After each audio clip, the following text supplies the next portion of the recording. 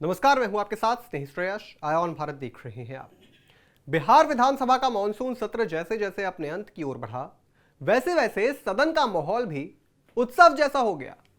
लोकतंत्र का ये मंदिर धीरे धीरे अखाड़े में तब्दील हो गया और आखिरी दिन तो जैसे सभी विधायकों ने तय कर लिया था कि लोकतांत्रिक मर्यादाओं को भैया नमस्ते कर देना है।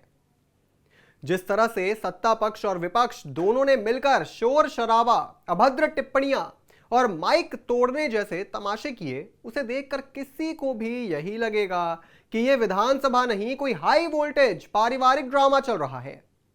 अब आते हैं इस पूरे धारावाहिक के सबसे रंगीन किरदार पर, भैया तेज प्रताप यादव। तेज प्रताप तो जैसे हर सत्र में अपने अंदाज में रंगीन बनाने की जिम्मेदारी लेकर आते हैं। इस बार उन्होंने कोई कसर नहीं छोड़ी। सदन के भीतर जब पूरा हंगामा चल रहा था तो वो बाहर से अपना योगदान देने को तैयार थे। घटना कुछ यूं हुई कि सत्र की कार्रवाई खत्म होने के बाद तेज प्रताप यादव और डिप्टी सीएम सम्राट चौधरी पार्टियों से निकल रहे थे। तभी तेज प्रताप की गाड़ी ने सम्राट चौधरी की गाड़ी को टक्कर मार दी। अब ये संयोग था या संदेश, ये तो कोई तेज प्रताप से ही पूछे। हालांकि इस पर कोई आधिकारिक बयान नहीं आया, लेकिन जो वीडियो वायरल हो रहा है उसमें संयोग थोड़ा जोर से दिख रहा है। तेज प्रताप ने बाद में मीडिया से बातचीत में कहा कि अगर वो सदन में होते तो डिप्टी सीएम का बुखार छुड़ा देते। ये बात उन्होंने इतनी सहजता से कह डाली जैसे अभी भी श्रीमान लालू यादव का राज हो। तेज प्रताप यादव की बातों से लग रहा था कि अब वो विधानसभा में बुखार उतारने का आयुर्वेदिक क्लिनिक खोलने जा रहे हैं। तेज प्रताप यही नहीं रुके, उन्होंने आगे कहा कि किसी के पिता को गाली देना बहुत गलत बात है। तेज प्रताप ने अपने पुराने अंदाज में बीजेपी और आरएसएस पर जमकर निशाना साधा और विवादास्पद बयान भी दे दिया। उन्होंने कहा कि ये लोग गुंडे हैं और गोडसे को मानते हैं। तेज प्रताप ने जो बातें कही वो इतनी गंभीरता से नहीं ली जा सकती, क्योंकि उनके अंदाज में हर बार एक नाटकीयता होती है। अब विपक्ष का कहना है कि सत्ता पक्ष ने सदन में लालू प्रसाद यादव के अभद्र भाषा का प्रयोग किया, जिससे पूरा विवाद शुरू हुआ। वैसे जो दृश्य सदन में देखे गए उससे यह साफ है कि कोई एक पक्ष ही जिम्मेदार नहीं है।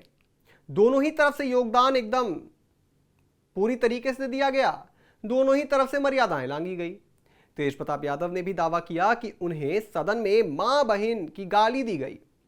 उन्होंने मुख्यमंत्री नीतीश कुमार पर भी हमला बोला और कहा कि नीतीश जी को भाजपा ने हाईजैक कर लिया है। तेज प्रताप बोले कि बिहार को दिलेर मुख्यमंत्री चाहिए, ना कि अचेत अवस्था में रहने वाला मुख्यमंत्री। ये बातें सुनकर लग रहा है कि मानो सदन का सत्र नहीं, कोई टीवी डिबेट चल रही हो जिसमें तर्क कम ड्रामा ज्यादा होता है।